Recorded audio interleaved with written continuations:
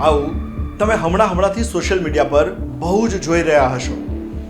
અગન પછેડી, આગ ઝરતી કહાણી, બલિદાન, વીર, શૂરવીર, રાજવીર, ક્રાંતિકારી, આવા શબ્દો સાંભળીને કેટલાય પાટીદારોને થતું હશે કે આપણા સમાજનો આ કયો ઇતિહાસ,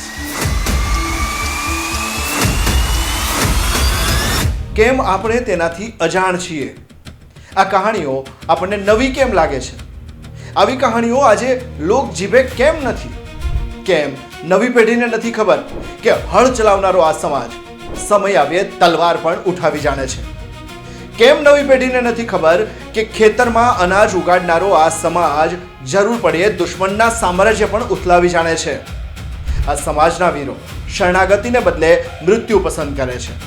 આ સમાજની માતા બહેનો આબરૂ બચાવવા માટે અગન પછેડી પણ ઓઢી જાણે છે.